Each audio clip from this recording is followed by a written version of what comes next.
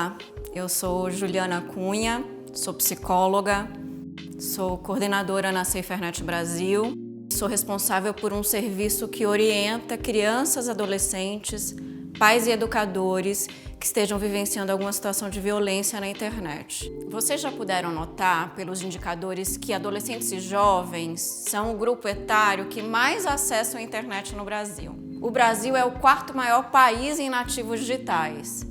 Então é compreensível que a internet seja para eles o principal espaço público de interação e convivência. É nesse espaço que eles estão vivendo suas primeiras experiências, inclusive experiências sexuais. Sim, eu imagino que esta seja uma das principais preocupações de pais e educadores. Fenômenos envolvendo sexualidade de adolescentes na internet. Primeiro, é importante diferenciar sexo de sexualidade. Sexualidade e sexo não são a mesma coisa.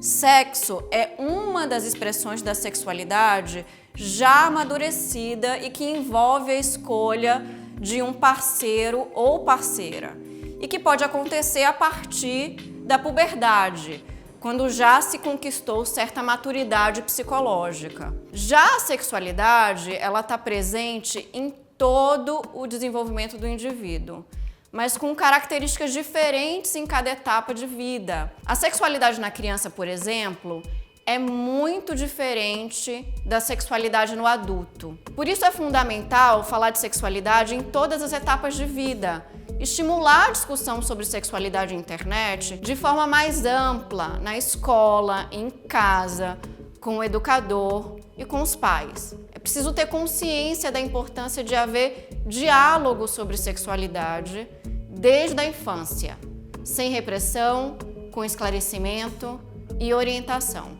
Um fenômeno que tem se tornado mais visível nos últimos anos entre adolescentes e jovens em ambientes de redes sociais e dispositivos móveis é o compartilhamento de imagens íntimas, de nudez e de sexo, conhecido como sexting, ou pela expressão nudes, que se tornou um viral e que popularizou os memes manda nudes. Vocês devem conhecer ou terem ouvido falar.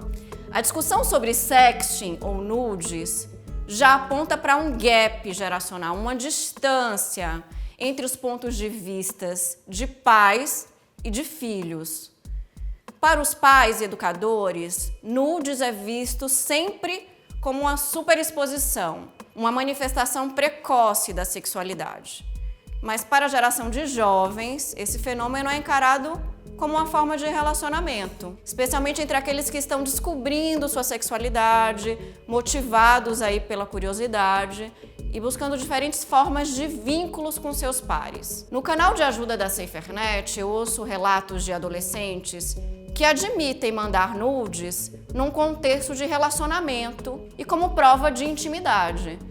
E vocês devem estar pensando o quão arriscado é compartilhar nudes, pois não há nenhuma garantia que ele não será compartilhado sem autorização com outras pessoas.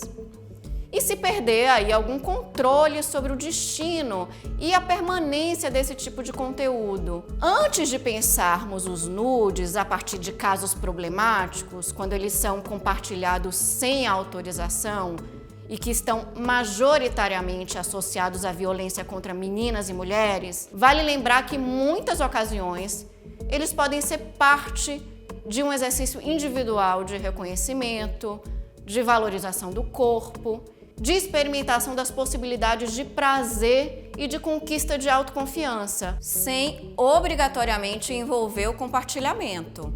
Quando destacamos o volume de novas cobranças e expectativas vivenciadas por adolescentes, podemos compreender que eles vivenciam também significativas pressões sobre como expressar sua sexualidade. Se na atualidade a internet e os celulares são mediadores de estudos, de lazer, das relações de um modo geral, elas também são parte nas experimentações sexuais.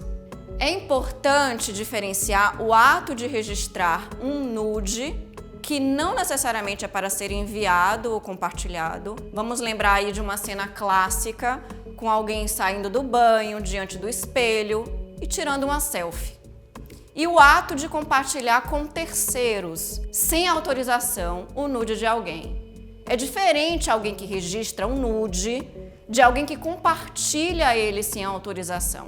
Alguém que registrou não consentiu com o compartilhamento com terceiros. Compartilhar nudes sem autorização é uma grave violação. Os jogos sexuais na puberdade, eles sempre existiram em diferentes tempos e espaços. Quem nunca se envolveu ou ouviu falar em brincadeiras e jogos sexuais com amigos, atrás do muro da escola, embaixo da escada do condomínio, envolvendo vizinhos? Todo mundo já foi adolescente um dia. A diferença é que hoje, a escada do prédio, o muro do colégio, ganharam novos espaços com a internet. Eles estão neste imenso espaço público que são os ambientes online e com muitas testemunhas, é verdade. Portanto, é importante que educadores e família entendam que a prática de registro de imagens de nudez muitas vezes acontecem num contexto de passagem da adolescência, onde experimentações e jogos sexuais com o próprio corpo e em relacionamentos interpessoais são aspectos do desenvolvimento saudável, fruto de curiosidade e de mudanças psicofisiológicas. A abordagem da mídia e da comunidade de especialistas, em geral, tem se centrado em debater casos de compartilhamento não autorizado de nudes. Situações em que uma imagem de nudez ou sexo envolvendo adolescentes é divulgada sem autorização de uma das partes. O que antes estava restrito a um acordo tácito de intimidade passa violentamente à esfera pública, o que gera uma série de consequências, especialmente para as meninas, que são majoritariamente as vítimas de compartilhamento não autorizado de imagens íntimas na internet. Nos últimos anos, o canal de ajuda da SaferNet Brasil vem registrando um aumento no número de casos de compartilhamento de nudes sem autorização. Os números dobraram. Em 2016, foram 301 casos. Houve um leve decréscimo se comparado com 2015. Mas as diferenças de gênero permanecem. 67% das vítimas foram mulheres. 16% envolviam meninas menores de 18 anos, o que, de acordo com a legislação brasileira, é crime de pornografia infantil, seja a posse ou a distribuição desse tipo de conteúdo. Vale lembrar que o Marco Civil da Internet, que entrou em vigor em 2014 e foi regulamentado em 2016, tem um artigo, que é o artigo 21, que estabelece regras só para casos de divulgação não consensual de imagens de nudez e sexo. Para esses casos, não é preciso autorização judicial para solicitar remoção. A própria vítima pode notificar extrajudicialmente o provedor e, caso ele não busque de forma diligente em disponibilizar o conteúdo, ele também pode ser responsabilizado subsidiariamente.